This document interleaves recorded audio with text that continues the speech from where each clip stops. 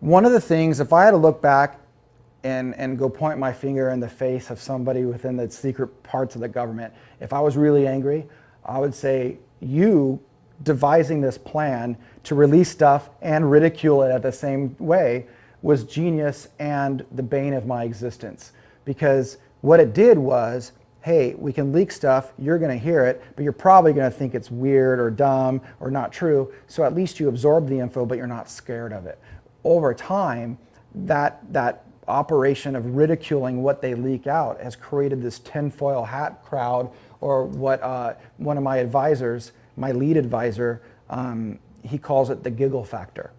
You know, he said, you know, one of my advisors is the top of the food chain. I mean, when you look at the parts of the national security establishment that manage the biggest secret on earth, I mean, the level of where this person is just extraordinary.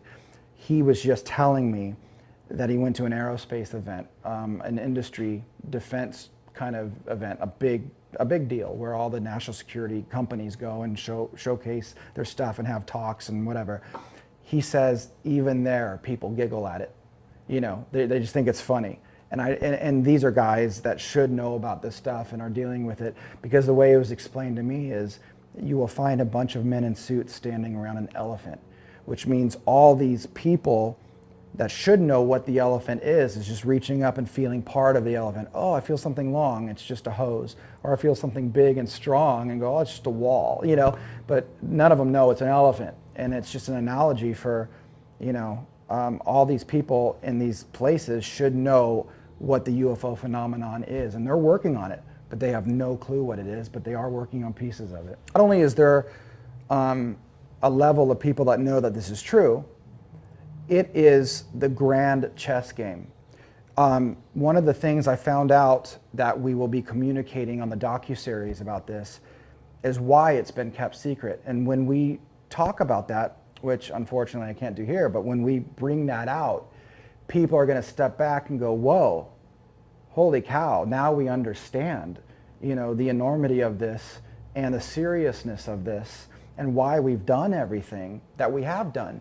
And I think people are actually going to applaud what they've done. And so when you look at this, it's not so much there's just a group that are involved in it. It's like, it's a major task that is at hand that they're dealing with. It's an ongoing situation. So camouflage, subterfuge, misdirection, all part of it. I was told directly to my face about even one program that existed at 4 locations. If you go to the first one, you think you found it, but then if you're lucky, if you're just lucky, maybe there's an act of magic that you're able to pull off, you'll find the second location. If you get to the second location and you think you found it, and by the grace of God, you're given a miracle, you're led to the third location. If you get to that third location and the world is your oyster, and you have 3 wishes and you make one of those wishes, where's the real location? You will get down to the last, the 4th and final location. And then he says, and if you find that location, you'll either be shot or arrested on the spot. That blew my mind. He goes, never, ever, ever doubt the extent, the expenditure, and the things that the government will do to hide what they need to hide. He says it's enormous and you would never believe it. But I know that there were, and I was told there were crashes. And we took that, probably got pretty freaked out, pretty scared. We scurried it away, created what they call a pickup game of counterintelligence to keep people away from asking hard questions that we didn't know the answers to.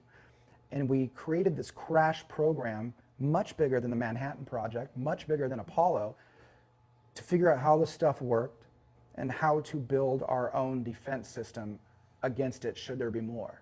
A wartime operation, you don't just stop and tell everybody about it.